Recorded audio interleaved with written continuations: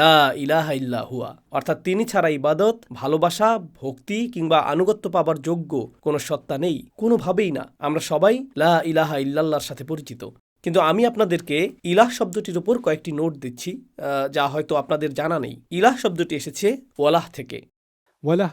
ওয়ালাহ অর্থ হলো প্রবল ভালোবাসার পাত্র, প্রচণ্ড ভালোবাসার একটি কেন্দ্রবিন্দু, এবং এটা এমন এক ধরনের ভালোবাসা যা পেলে আপনার আর অন্য কিছুর প্রয়োজন অনুভূত হয় না। যখন কোনো ভালোবাসা সম্পূর্ণরূপে আত্মতৃপ্তিদায়ক হয় তখন আরবিতে তাকে বলা হয় ওয়ালাহ অথবা উলুহ। আর এখান থেকে আমরা ইলাহ বা মালুহ এর ধারণাটি পাই, যা আরবিতে এই শব্দটির কিছু পঠন রীতিতে পাওয়া যায়। আর এটা নির্দেশ করে যে আল্লাহ কেবল ইবাদতেরই পাত্র নন, তিনি হলেন গভীর অনুরাগ ও ভক্তির পাত্র। তিনি হলেন পূর্ণতা দানকারী ভালোবাসার একমাত্র কেন্দ্রস্থল।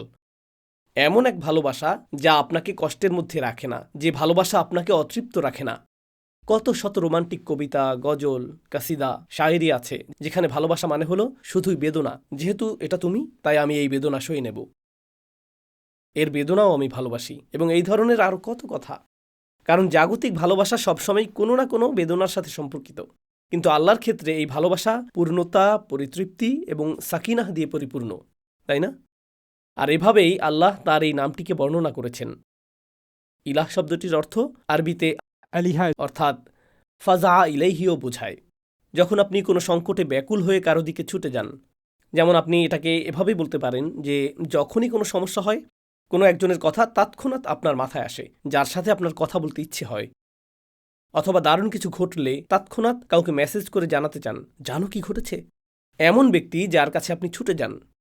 ইলাহ এর অন্যতম একটি অর্থ হল যে কোনো পরিস্থিতিতে আপনি যার মুখাপেক্ষী হন। আপনি কেবল প্রথমেই আপনি যার কাছে যেতে চান। আর প্রসঙ্গত মুসলিমদের মধ্যে এই বিষয়টা প্রাকৃতিকভাবেই রয়েছে। চমৎকার কিছু ঘটল, আলহামদুলিল্লাহ।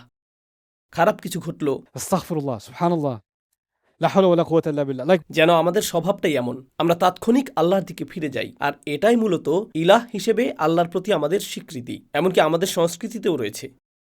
এটি খুবই চমৎকার একটি বিষয় যে আমরা এমনটা করি। যে কোনো পরিস্থিতিতেই আমাদের কাছে আল্লাহর দিকে ফিরে যাওয়া এবং তাকে সেভাবে স্মরণ করার একটি সহজ উপায় রয়েছে।